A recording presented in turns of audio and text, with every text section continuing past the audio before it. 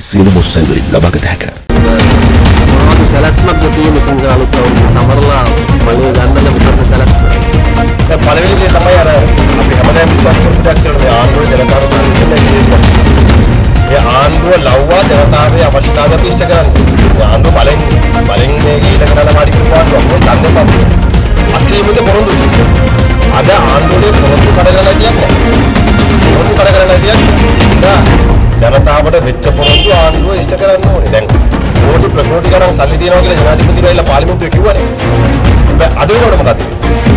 එක පැත්තෙන් ගල්ලංගුරු වංචාව අනිත් පැත්තේ පුනර්ජනීය විදුලිය මස්සලා පුනර්ජනීය විදුලි උත්පාදනය කරන ආයතන වහලා දාලා අනිකර ඩීසල් මාෆියාවට මේකට අරගෙන යන ආණ්ඩුව කටයුතු කරනවා. මේ වෙනකොටත් කටයුතු කරනවා. ඒක තමයි මේ ආණ්ඩුවේ සලස්. මේ වංචා පිළිබඳව ඉදිරි කාල සීමාවෙන් මේ ඉදිරිය ගැන පොඩ කතා කරන සමහරු කියන එක්සත් ජාතික පක්ෂයේ සමගිකන බලවේගයකට එකතු වෙලා රැලිය සමරනවා මේ පවත්වනවලු. ඔබතුමාලා මොකද කරන්නේ? අපි ඊට පෙරත් අපි පක්ෂ දේශපාලන අපි වෙනදා රැලියක් ආකාරයෙන් සමරන්නේ නැහැ කියන කාරණේ. අපි ඊළඟට මේ දිනේ කම්තරුවන් වෙනුවෙන් වෙන දිනයක් වඩපත් කරනවා. ඒ වගේම තමයි ලංකාවේ ආගමික සිද්ධාස්ථානවල කම්තරුවන් ආශිර්වාද කරන ආගමික කතාවත් පවත්වන්න කටයුතු කරනවා. මරික්කාර් මන්ත්‍රීතුමා කියලා තිබුණා මේ පොදු ජන පෙරමුණ අල්ලලා පොළොවේ ගහලා ඉවරයි. ඒ නිසා තමයි මේ දිනේ පොයේ කියලා සමරන්නේ නැති බොරුවට එහෙම කතා ඒක ප්‍රශ්නයක් නෙවෙයි. ඒ කියන්නේ සමගි ජන බලවේගයට සමස්තයක් කියන්නේ ඒක සමගි ජන බලවේගයෙන් අහන්න. අපිට ඒක අදාළ.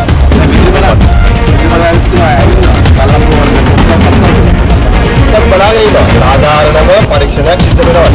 ඒක පැහැදිලිවම මේ ගල්ලංගුරු වංචාව සම්බන්ධයෙන් අද රට දැනගෙන ඉන්නවා. වික්‍රමාධිපතිවරයා ගලියගේ වාර්තාව දිහා බැලුවම පැහැදිලිවම ඒක වංචාවක් විදිහට පේනවා. ඒ වගේම තමයි ගල්ලංගුරු සම්බන්ධයෙන් ලැබ් රිපෝට් එක ගත්තත් දුර වාර්තාවක් දීලා තියෙනවා. මේවා අංගන්න බෑ. හැබැයි දැන් අපි බලන් ඉන්නවා අධිපතිවරයා ජනාධිපතිවරයා ප්‍රමුඛ ඇග්‍රොත් මණ්ඩලයේ මේ වක්තු බාර ගන්නවා. එහෙම නැත්නම් ඔවුන්ගේ උපදෙස් ක්‍රියාත්මක කරන නිලධාරීන් පිට මේකත් දාලා මේ නිලධාරීන් වස් කළා දානවා. කලින් අපි දැක්කනේ වෙනවා. දැන් බන්ධනාගාර කොමසාරිස්වරයා වස් කරා. මේ මානවික කර්මකෙන් උතුමාට සාධාරණ කිසිම ඒකෙත් අමාත්‍යවරුන්ගේ ආණ්ඩුව වැඩි වහගන්න නිලධාරීන් පිට වැඩි පටවනවා. අවසානයේ අපි විශ්වාසය උන්ට සාධාරණයක් නැති මේකෙත් අපි බලන් ඉන්නවා ජනාධිපතිවරයා මේකට වත් කරනවා. ජනාධිපතිට පත් කරේ මෙයා දැන ජීවිතයට පාරිපුත්තු තුන්පාරක් ඇවිල්ලා ආරක්ෂා කරනවා. ජනාධිපතිවරයා ඇමතිවරයා 159ක් ඡන්දෙ දීලා ආරක්ෂා කරනවා. 159 පාරිපුත්තු දවසක් පාර කළා ඡන්දෙ. දැන් බලන් ඉන්නවා මොකද වෙන්නේ? මේක නිලධාරීන් පිට දානවාද නැත්නම් ආණ්ඩුවක් පාරකට. දැන් මෙතන වරදක් වෙලා තියෙනවා නම් මෙතන ඔබතුමාලා අපි රාජ්‍යයක් තුලින් ආණ්ඩුවක් තුලින් මේ ආද අවශ්‍ය නීති ක්‍රියාමාර්ග ගන්නවාද? ඒක වරදක් වෙලා තියෙනවා පැහැදිලි. දැන් අපි බලන් ඉන්නවා මේ ආණ්ඩුවේ නීති ක්‍රියාමාර්ග ගන්නවා. නැත්නම් පොලිස්පතිවරයා මාලිමාවේ පොලිස්පතිවරයා විදිහට තවදුරටත් ඇසිරෙනවා. පොලිස්පතිවරයා මාලිමාවේ පොලිස්පතිවරයා. නැත්නම් ශ්‍රී ලංකා පොලිසියේ පොලිස්පතිවරයා කියලා පොරාගෙන. දැන් අපි දැක්කා අවුරුදු ක්‍රීඩා කරලා ආවේ මොනවද ජව සම්පන්න විදියට දෙවියන්ට මුණ දෙන්නේ. ජනතාවට තාමත්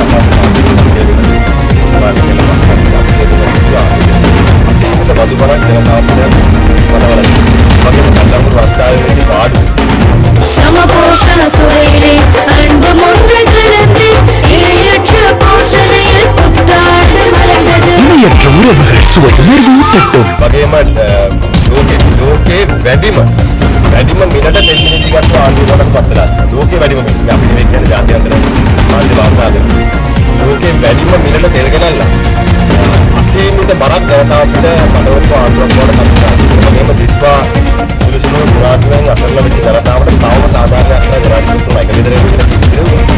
ඉතින් කියන්නේ මේ තවම ජනතාව අනාගත ජීවිතයක් ගන්න පස්සේ අනාගත ජීවිතයක් කරලා ගිය පාරලයි අර මං ගමකට දීපු වෙලාව කිව්වා කවුද අයියා කෙනෙක් නම් වෙන්නවා කියලා. මේ තාම ඒ ජනතාව අනාරක්ෂිත තැන්වල තමයි ඉන්නේ අංගව ගන්නත් නැහැ. ඒ නිසා මේ අවුරුදු තාමත් අභියෝගාත්මක අපේ ආණ්ඩුව පැහැදිලිවම තමන්ගේ වැරදි වහගන්න විපක්ෂ මර්ධනය කරනවා. තමන්ගේ හැකියාව වහගන්න ඒ පීඩනය ජනතාවට දෙනවා. ඒකෝලෙන් 2009 ඉඳන් තමයි මේ කොමිසම හොයනවා ගලන් උගෙන. 2009 අපි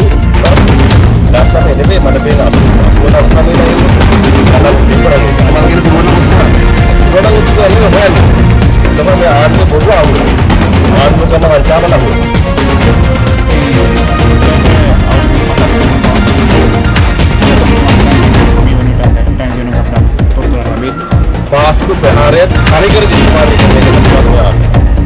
තනිකර දේශපාලනීකරණය කළා. ඒක පැත්තකින් කලින් මිලියන් හිටපු පාර්ලිමේන්තු මන්ත්‍රීවරයා අත්අඩංගුවට ගත්ත පාස්පෝර්ට ප්‍රහාරය සම්බන්ධයෙන් විශේෂ ඇමතිවරයා පාර්ලිමේන්තුවට ඇවිල්ලා ඔහු අනාවරණය කළා තියෙනවා තොරතුරු රාශියක්.